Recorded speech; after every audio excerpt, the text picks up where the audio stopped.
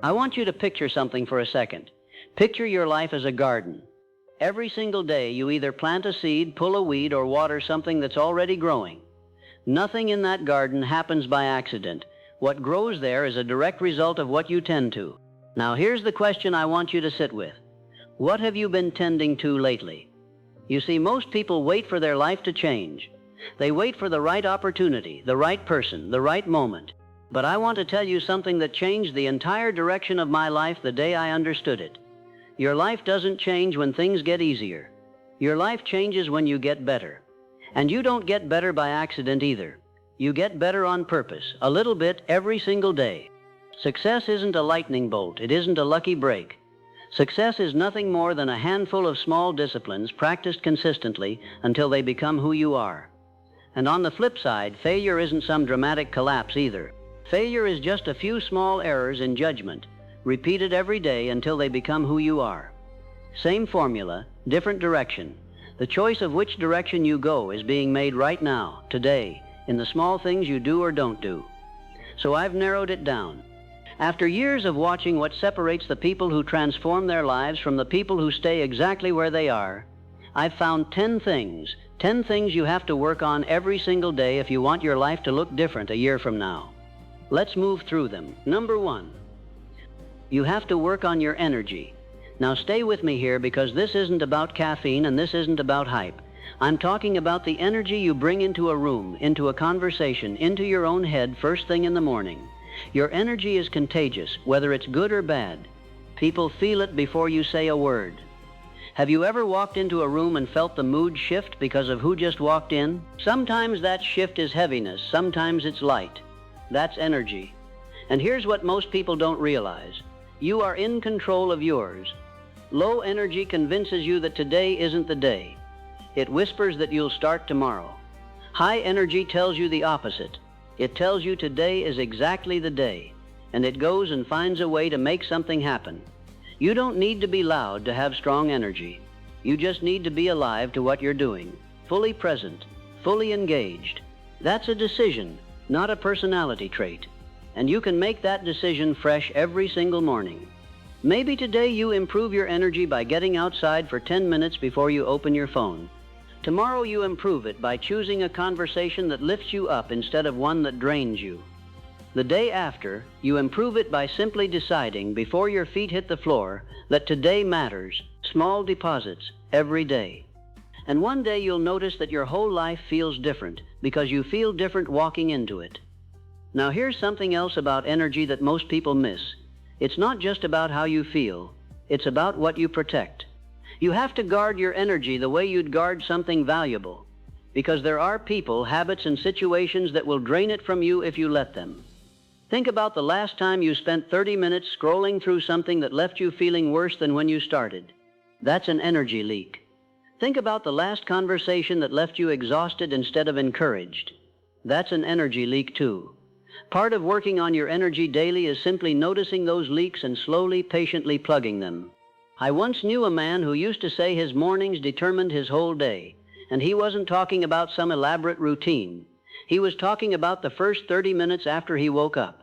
He made a decision every single morning about what he'd let into his mind first. Some mornings that meant silence. Some mornings that meant a short walk before anyone else in the house was awake. It wasn't complicated, but it was consistent, and over the years, that one small daily discipline changed the entire tone of his life. Number 2, you have to work on your focus. We are living in the most distracted period in human history. Everything is designed to steal your attention, and once your attention is gone, so is your time, and so is your progress. Focus is the ability to say no to 100 good things so you can say yes to the one thing that actually matters. That's it. That's the whole skill. Now I want to ask you something. How much of your day yesterday was spent on things that felt urgent but weren't actually important? Be honest with yourself. Most of us are busy chasing notifications while our real goals sit untouched in the corner, waiting for attention we never give them. Here's how you build focus daily. Maybe today you pick the one task that would matter most if nothing else got done, and you do that first, before anything else touches your attention. Tomorrow you put your phone in another room while you work for just 1 hour. The day after, you practice finishing what you start instead of jumping to the next shiny idea. You don't build focus by trying to concentrate harder for one heroic afternoon. You build it the way you build any muscle. Small reps, every day, until distraction has less and less power over you. Let me tell you about someone I watched go through this exact shift. She was talented, genuinely talented, but she had a habit of starting 5 things and finishing none of them. A new idea would show up, and she'd chase it with full enthusiasm for about a week, and then another idea would show up, and off she went again. Years passed like that. Lots of motion, very little progress. One day someone asked her a simple question. They asked, if you had to pick just one of these projects and finish it completely before touching anything else, which one would it be? She sat with that question for a long time because it forced her to admit something uncomfortable. She had been using new ideas as an escape from the hard, unglamorous middle part of finishing something. She picked one. She committed just for 30 days to touch nothing else until that one thing was done. It wasn't easy. There were a dozen moments where a shinier idea tried to pull her away. But she held the line, one day at a time. And at the end of those 30 days, she had something she could actually point to and say, I built that. That single completed project did more for her confidence and her results than 5 years of scattered effort ever had. That's what focus, practiced daily, can do. Number 3, you have to work on your character. Now this one matters more than people give it credit for, because your character is what you do when nobody's watching, and I promise you it shows up eventually in everything you do while people are watching too. Character is keeping your word even when it costs you something. It's telling the truth even when a small lie would be easier. It's finishing the job the way you said you would, even after the excitement wore off. You see, talent gets you noticed, but character is what makes people trust you. And trust is the currency of every relationship, every business deal, every opportunity that will ever come your way. I met a young man years ago who was full of promise, sharp mind, quick wit, people liked being around him. But he had a habit of saying yes to things and then quietly not following through. Small things, nothing dramatic, just enough that over time people stopped counting on him. One day someone close to him said something simple. They said, your word is the only thing that's completely yours to give, so stop giving it away carelessly. That hit him hard. He started small, keeping tiny promises to himself first, showing up when he said he would, doing what he said he'd do, even the boring parts. Slowly people noticed. Opportunities started finding him again, not because he got more talented, but because he became someone people could rely on. That's the power of daily character work. It compounds quietly until one day it's the very thing people say about you behind your back, in the best way possible. Number 4, you have to work on your relationships. Nobody builds a meaningful life alone, not one person. Even the most independent, self-made success story you can think of had people in their corner, people who believed in them, challenged them, or simply stood beside them when things got hard. But relationships don't maintain themselves. They require daily attention, the same way anything worth having does. And here's the mistake so many people make.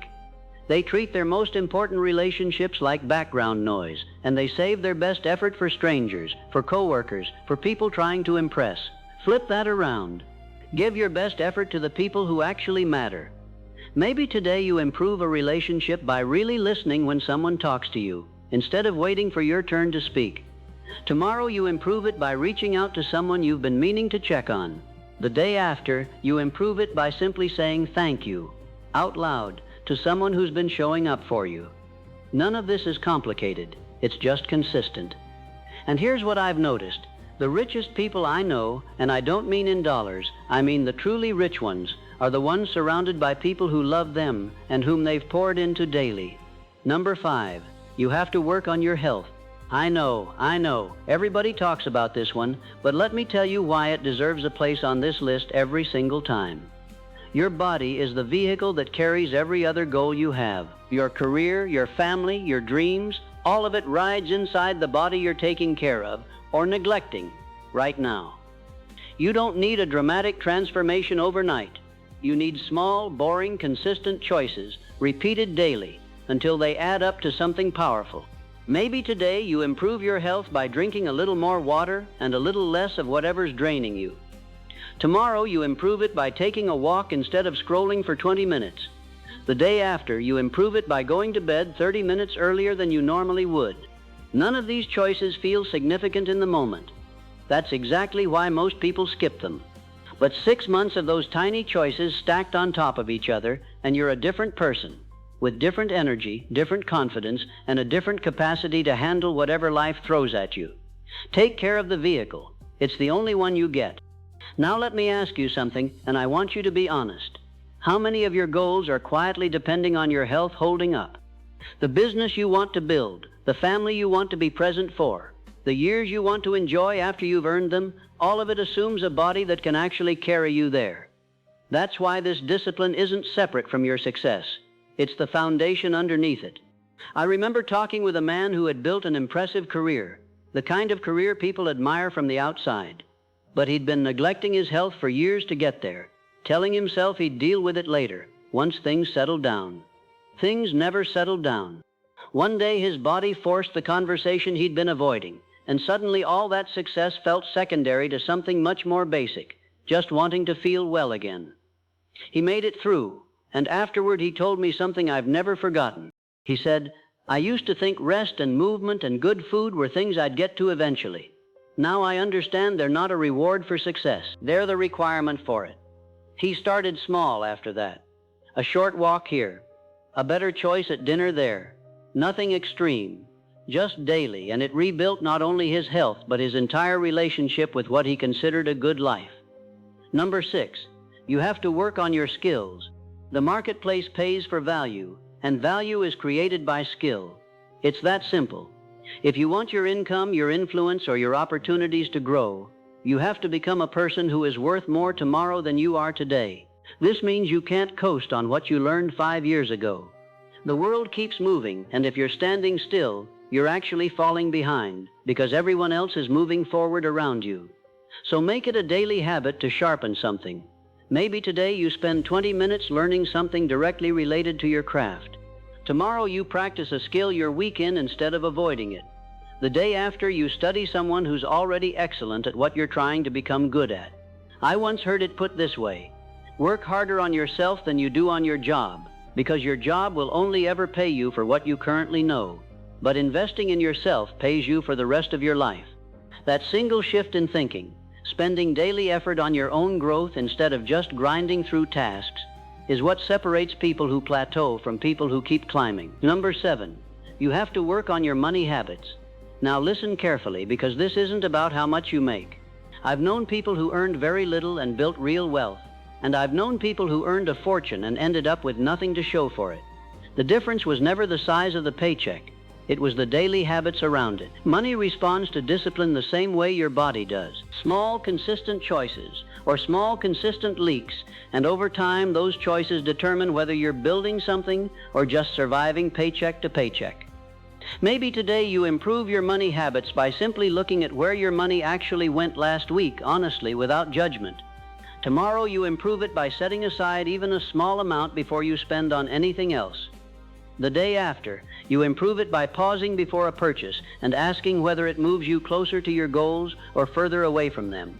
I once knew someone who used to say that a budget isn't a cage, it's a set of wings, because it's the thing that finally lets you fly toward what you actually want instead of drifting toward whatever's in front of you. Work on this daily, and one day you'll look up and realize you built real financial ground beneath your feet. Tell me, have you ever gotten to the end of the month and genuinely wondered where your income disappeared to? That feeling, that slightly uneasy confusion, is usually a sign that money has been managing you instead of the other way around. It doesn't mean you're bad with money. It usually just means nobody ever showed you the daily habits that make the difference. I think about a young couple I knew who felt like they were doing everything right. They both worked hard, they both earned decent incomes, and yet somehow they never seemed to get ahead. When they finally sat down and tracked every dollar for just 1 month, they were shocked by what they found. Small, forgettable purchases, repeated daily, had quietly been eating a significant piece of their income the entire time. Nothing dramatic, just death by 1,000 small leaks. Once they saw it clearly, They didn't need a complicated plan. They just needed awareness and a little daily discipline. They started asking one simple question before almost every purchase. Is this moving me toward the life I want, or just filling a moment? That one habit, repeated daily, completely changed their financial trajectory within a year. Number 8, you have to work on your mindset. Here's a truth that took me a long time to fully understand. Your outer life is largely a reflection of your inner conversation. The way you talk to yourself, the beliefs you carry about what's possible for you, those things shape the decisions you make far more than your circumstances do. If you believe you're the kind of person who quits, you'll find a reason to quit. If you believe you're the kind of person who figures things out, you'll find a way through almost anything. Same set of circumstances, completely different outcomes because of the story running in the background of your mind. So work on that story daily. Maybe today you catch yourself in a moment of self-doubt and you consciously replace it with a more useful thought. Tomorrow you spend a few minutes reminding yourself of a challenge you already overcame, so you remember what you're capable of. The day after, you simply choose to see a setback as information instead of a verdict on who you are. This isn't about pretending everything's fine when it isn't. It's about refusing to let a temporary situation convince you of a permanent lie about your potential. I think about a young man who came from very little and carried around this quiet belief that people like him just didn't get the big breaks. He wasn't lazy. He wasn't unintelligent. He simply carried a story in his head that limited what he thought was possible before he even tried. That belief showed up in small ways, in the opportunities he didn't apply for, the conversations he avoided, the ideas he never pitched because he'd already decided the answer would be no. Someone close to him finally said something that cracked that story open. They told him, "You're not being rejected by the world nearly as often as you're rejecting yourself first." That single sentence stuck with him. He started paying attention to the moments where he talked himself out of something before ever giving it a chance, and slowly, day by day, he began doing the opposite, applying anyway, speaking up anyway, trying anyway, even with the fear still present. The circumstances around him didn't change overnight. He did. And that internal change is what eventually opened doors that had felt permanently closed. Number 9, you have to work on your gratitude. This might be the most underrated discipline on this entire list, and yet it might be the most powerful one. Gratitude doesn't just make you feel better, it actually changes what you notice, what you attract, and how you move through the world. Here's why. When you're constantly focused on what's missing, you train your mind to hunt for lack everywhere you look. But when you deliberately focus on what's already good, you train your mind to notice opportunity, to notice blessing, to notice the good people already standing right beside you.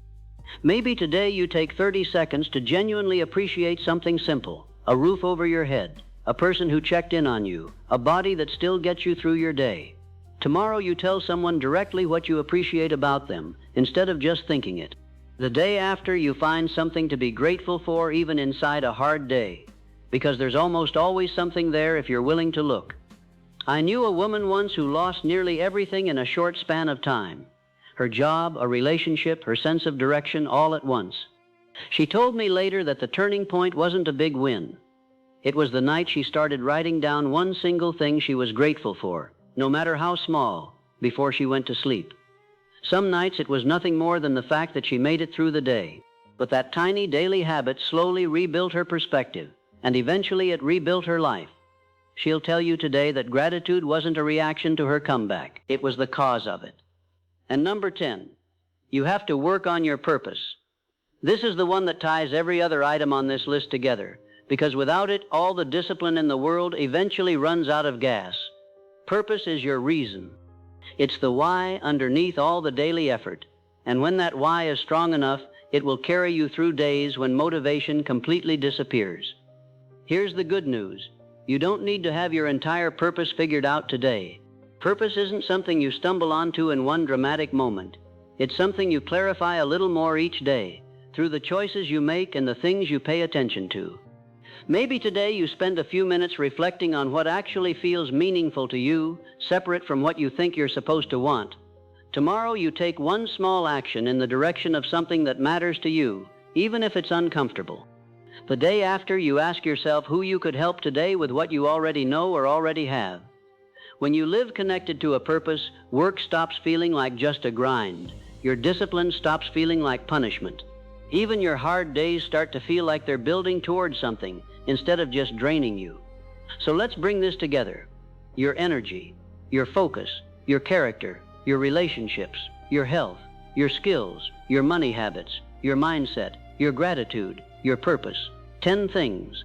Worked on daily, not perfectly, not all at once, just consistently. Here's what I want you to understand before you go do something else today. Transformation was never about the one big decision you make on a random Tuesday.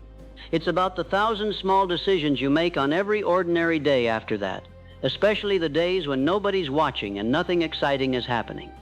Most people overestimate what they can do in a single day, and they underestimate what they can build in a single year of small, consistent effort. That mismatch is exactly why so many people give up right before the results were about to show up. So I want to ask you directly, out of everything we just covered, which one of these 10 areas needs your attention the most right now? Not eventually, not someday, right now, today. Maybe it's your energy, and you need to stop dragging yourself through your own life. Maybe it's your health, and it's time to stop postponing the basics.